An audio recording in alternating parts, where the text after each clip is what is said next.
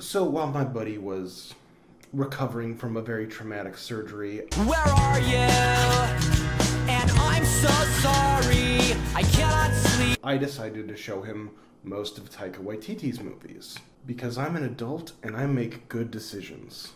And while it was an enjoyable time, filled with laughs, cries, and genuine emotional connections to fictional characters, I found something interesting. Something connected. What could be considered connected to a small indie film centered around a rural New Zealand town and a $180 million blockbuster featuring a space Viking? Well, that's the point of this video, isn't it? That's why this whole thing, that's what I'm doing. Waititi's films, through the humor, the sadness, and the full circling shots of time-lapse photography, they are about sons finding their way in the world, and finding their families, despite having troubled relationships with their fathers or father figures. And in order to understand that, we're gonna have to talk about theme. And tonight, to honor this New Zealand filmmaker, I will be drinking this Max's Cabernet Sauvignon from South Australia, which is close enough. I wanted it red because of... Shit! So what is theme?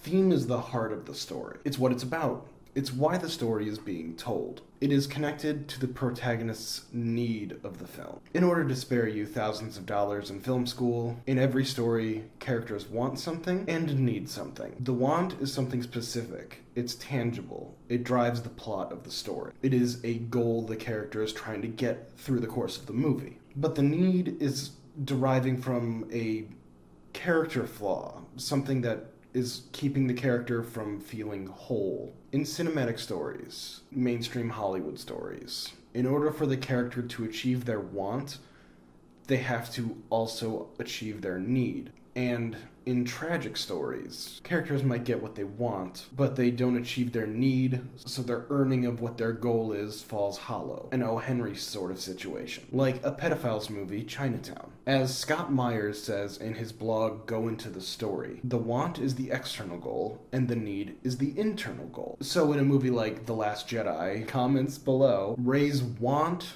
is to learn from Luke, but her need is to overcome her self-doubt. In Shaun of the Dead, Shaun wants Liz back, but he needs to grow up and take responsibility for his life. And in Mad Max Fury Road, Max wants to be left alone and to have that thing off his face. But he needs to find connection and be willing to sacrifice himself for others, culminating in his decision to work with Furiosa and the many mothers, as well as giving his own blood to save Furiosa.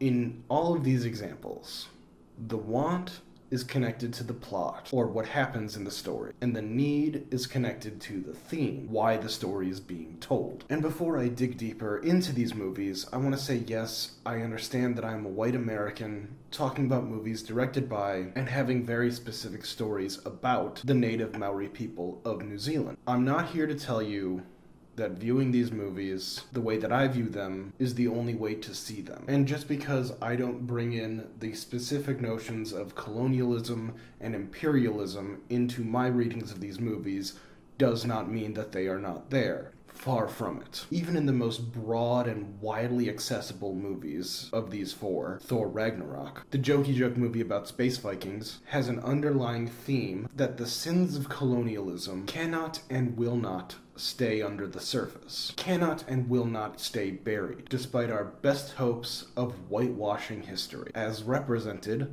by Hela. And there's a great piece in Mashable that delves into this idea very concretely by Angie Han.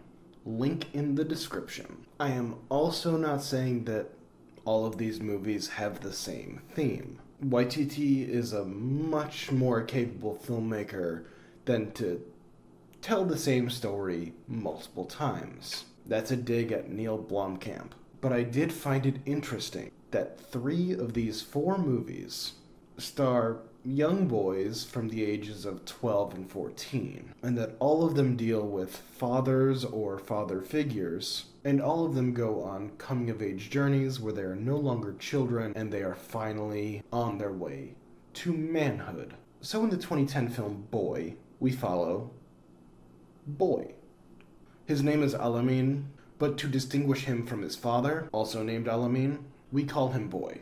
Everyone calls him Boy. He is a teller of tales, and despite being a relative loner amongst his peer group, he's a responsible 12-year-old, taking time caring for his massive extended family at his grandmother's house. According to the opening monologue of Boy, his favorite subjects are art, social studies, and Michael Jackson. And it is clear from minute one that he adores, deifies his father, having fantastical ideas of him being a rugby star, an ocean diver, and the strongest man around, despite knowing full well that he's in prison for some previous misdeed. After being told that he has potential, like his father did at his age, he spends a significant amount of time in the movie trying to figure out what the word potential means. It is clear in this setup that Boy wants to be like his father. But after his school breaks for the holidays, and his grandmother leaves to go someplace on the other side of the island, Boy's father, Alamin, returns. He has a gang now, the Crazy Horses, consisting of 2 other people, and brings gifts for the family, like a microwave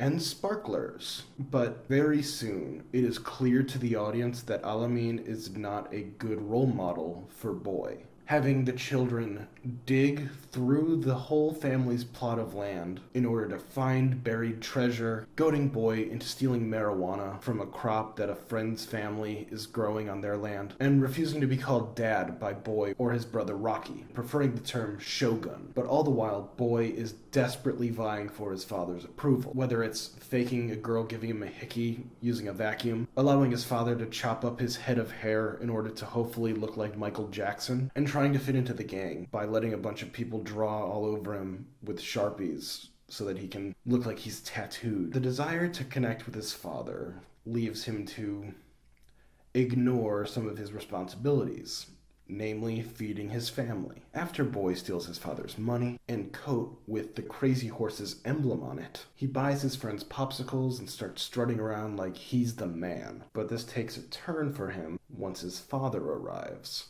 He drives up, tears Boy's shirt off his back, and slaps him in front of everyone. Boy's aunt, the bus driver, the postal worker, the tennis coach, and the convenience store worker, she defends Boy, going as far to say she doesn't know what she saw in Alamin in the first place. Broken, Boy walks home. Boy keeps trying to make his father proud, leading him to the marijuana patch that his friend's family is growing. But eventually, Boy's heroic image of his father slowly dissipates, especially after Alamin gets his ass beat at a bar. He also witnesses the consequences of his actions, while he sees that friend whose family grows marijuana has been beaten by her father. This journey into his relationship with his father leads him to realize that his earliest memories might not be entirely true, to the point where he realizes that his father was long gone even before his mother's death giving birth to Rocky. He confronts Alamin, shoving and screaming at him, finally realizing that he wants to be nothing like his father. He says that he's nothing like him, and heartbreakingly, he says, "I don't have any potential."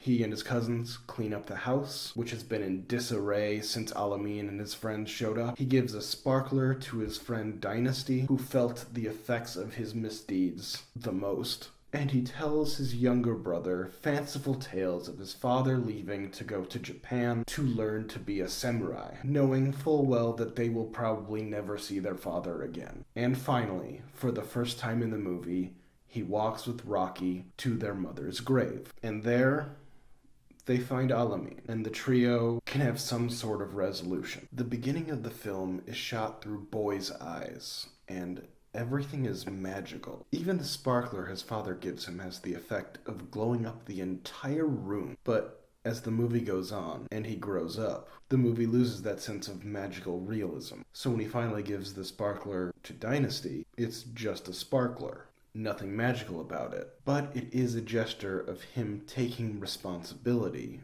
for his actions. The first steps at becoming a man. The loss of the magic can be seen in one single scene. When Boy watches the gang that Alamin and his friends stole the weed from, it goes from this magical dance to this realistic portrayal of a man getting his ass beat. And from this moment on, the only time we get these magical flights of childlike imagination comes when Boy is telling a story. And Boy's need to throw away the false narrative of his father is what makes the theme that much stronger. He doesn't need the girl he wanted in the beginning, Chardonnay, the popular girl who shows absolutely zero interest in him and actually looks down on him. He doesn't need the approval of his father. He has his brother and his grandmother and his cousins. He doesn't need to be in a gang. Despite what he might think, he absolutely has potential. So now we come to Hunt for the Wilder People, based on a novel, Wild Park and Watercress,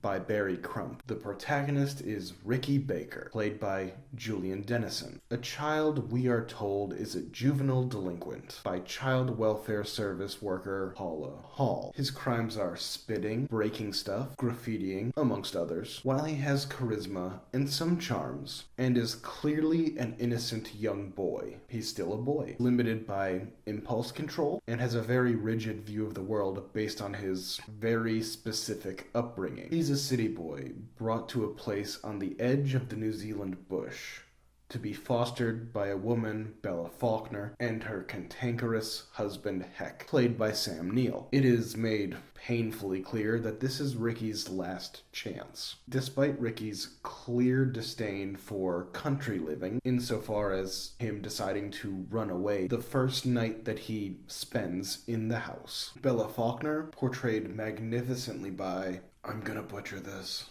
Rima Te Waita, opens her home and her heart to Ricky, showing him love for what could possibly be the first time in his life. Honestly, Bella Faulkner is a fucking saint. Ricky's want is pretty childish. He wants to be his own man and live like the gangsters that he admires. Specifically Tupac. But his need is to accept family where he finds it. And this need is almost found in the first act of the film with Bella. He starts to get comfortable. He helps out around the farm. And he gets a dog. And he names it, obviously, Tupac. But just as he gets comfortable in his new surroundings and starts to maybe feel like he could belong here, tragedy strikes and Bella dies.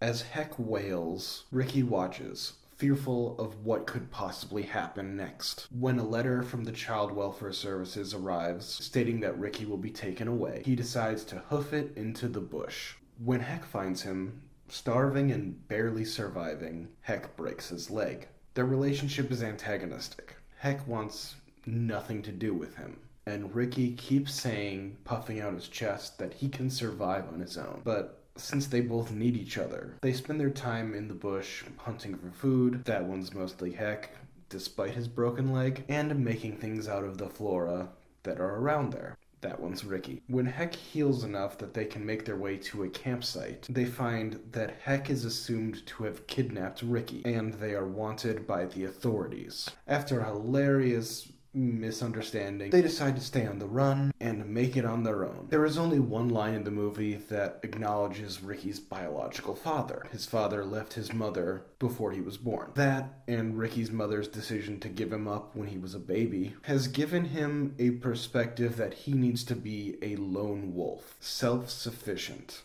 and the ability to cut people out of his life at a moment's notice. Growing up, traveling from foster home to foster home, has given him a cynical view of the world. This is not unearned, as he has friends who have died in the system, clearly the result of abuse from foster parents. But it is through his connection to Heck, who hears these tragic stories and empathizes with the child, going from begrudgingly simply just trying to make sure that the kid doesn't die on his own in the wilderness, to respecting him as an individual and genuinely caring about him. This goes so far as to have each of them put themselves in harm's way to save the other. And it is through this journey that Ricky finds family and becomes a more complete individual. Not only textually, where through the course of the movie he finds a family that will take him in after the events of the movie. Also thematically, as he and Heck decide that they will do more adventures in the bush together, trying to take a picture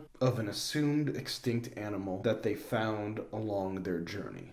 And this is just me, but every time I hear Sam Neill drop that final haiku at the end of the movie, man, it gets me. In the feels. Both Ricky and Heck need to open themselves up to the idea of the possibility of finding family. And these two lost souls find something in one another. Now we're on to the movie that most of you probably actually saw in theaters. Thor Ragnarok. Now yes, this movie seems to be a departure of sorts from the previous movies, namely that Thor is obviously played by a grown-ass man, as well as being damn near $200 million for the budget of the production. But daddy issues don't only manifest in childhood, do they? Sometimes the sins of the father come and attack the son. And this gets literal rather than metaphorical with the antagonist of the film, Hela. Literally seconds after Odin shuffles off this mortal coil, Hela arrives, Odin's firstborn, and is ready to ascend to the throne of Asgard, bringing back the imperial roots that made it great. Neil. I'm not going to do much summarizing here, as the movie is part of a cultural monolith that is the MCU. But there is the aspect of Thor's hammer and the Asgardian throne, as Thor's wand, that can be used to dive into. The simplest is the throne. Thor wants the throne, and whether it's altruistic reasons or just so that Hela can't have it, that's what he wants. But Thor needs to confront his cultural demons and allow for Asgard to be destroyed, because Odin's previous colonial exploits outweigh what one well-intentioned leader can possibly achieve. The entire second act of Thor Ragnarok, it's full-on a Taika Waititi idea of trying to find your surrogate family. He reconnects with his off-and-on-again relationship with his adopted brother Loki, his friend from work Bruce Banner the Hulk, his gladiatorial friends Korg and Meek, and his newly found long-lost Asgardian Valkyrie, played by Tessa Thompson. And can I have one moment to say how awesome it is to have a black Valkyrie? Nazi Germany was really into this like Norse mythology. The Ring series, Ride of the Valkyries by Wagner, they fucking ate that shit up. So casting Valkyrie to not be some Aryan figurehead, but a black woman, it's just kind of like a sly way to be like, fuck the Nazis, before he even gets into Nazism in Jojo Rabbit. But no matter. It's here with these people where Thor finds his family and his meaning, not from Asgard. And this allows him to chart a path to be a new man, or God. At the end of the first act, Hela breaks Thor's hammer. It was a gift given to him by his father that imbued him with the power of the thunder god. He could create lightning, cause thunder when smashing it on something, or even allow him to fly. Sounds like you had a pretty special and intimate relationship with this hammer. It was, in a sense, what he felt like where his power was coming from. Even in the first Thor, it was where his power was coming from. Without it, he feels powerless, almost half the god he was before. It takes for him to trust himself as a man, or a god in this instance, to fully realize and actualize his true self, that he is the god of thunder, and the hammer was simply a vessel, not the source of his strength. I'm not reading into this, that he had to overcome his father to realize his true potential. That's text. His father literally tells him in a vision that his power was never in the hammer, but it was with him the entire time. Once realized, Thor is able to do his thing, create lightning and thunder on his own, fly, and basically be all-powerful. Like, I'm trying to find it, like, oh yeah, Zeus. I'm very excited for Maximus Zeus, General of the Felix Legions, father to a murdered son, husband to a murdered wife, and I will have my vengeance in this life or the next. And finally, that brings us to Waititi's most recent film, at least as of this recording, Jojo Rabbit. This film takes place during the tail end of World War II in Nazi Germany. Jojo is the perfect Hitler Youth, wanting to fight and be the best little Ubermensch in the Third Reich that he can be. However, he has an empathetic nature, shown in an opening sequence by not wanting to kill a rabbit. This save the cat moment is meant to make the audience care about him, giving us a little push of the empathy button in our brains to make us go, this kid's alright. He's a good one. And it definitely doesn't hurt that this kid is like the most innocent there is, despite the difficult situation. That being Nazi Germany in World War II, during the Holocaust. There might be an issue with the innocent tone of this one. Now, when it comes to Jojo's family, he has his mother, played by Scarlett Johansson, and she is a loving mother, trying to do the best that she possibly can in this terrible time she finds herself living in. But she still finds herself distant from this tiny Ubermensch. She does not support the Nazi Party, and she does not approve of the war, which has taken her husband and has turned many of her former friends into enemies of the state. Unbeknownst to Jojo, she is trying to bring down the Reich from the inside, as well as hiding a young Jewish girl, Elsa, portrayed by Thomasin McKenzie, in the attic. His father, Jojo is told, is out fighting for the fatherland, and will come home once the war is over. Seeing as there is realities of the war, and the fact that the death and destruction is slowly closing in on them in their small, idealistic German town, it can be safely assumed that Jojo's father is dead, or at least as good as. So in order for Jojo to have a male role model that can give him advice on how to live properly, at least according to Nazi Germany, he manifests one as an imaginary friend. Jojo creates his own father figure in a fictionalized Adolf Hitler, charismatic leader of a country known as the Fatherland. It fits. It is the manifestation of a 12-year-old boy's idea of Hitler during Nazi Germany. So it's not Hitler, but it's Hitler Light. This video will not be monetized, even if this channel does get monetized. How many times I'm gonna say Hitler. When we first meet Jojo and his imaginary Hitler, portrayed by Waititi himself, it is an innocent child indoctrinated into the Nazi mindset view of Hitler. He is not confrontational. He is rarely angry. He's playful and helpful, making Jojo feel that being called Rabbit is actually a good thing, as the rabbit survives in the scary, dangerous world. But as the movie unfolds, and Jojo's relationship with Elsa changes from antagonistic to respectful to having feelings of genuine care for her, Waititi's portrayal of this imaginary Hitler slowly morphs into the maniacal, crazed leader that was reality, as seen in hundreds of thousands of History Channel documentaries. Using an anthropomorphic Hitler as a visual representation of Jojo's internal growth, it shows how he slowly begins to separate himself from his indoctrination. He connects with Elsa, despite his childish notion that Jewish people have horns, can control people's minds, and will stop at nothing to take down humanity. So when he finally feels that he has outgrown his need for his imaginary father figure, Jojo tells Hitler to fuck off and kicks him out of a window. It's fun. Fuck off, Hitler.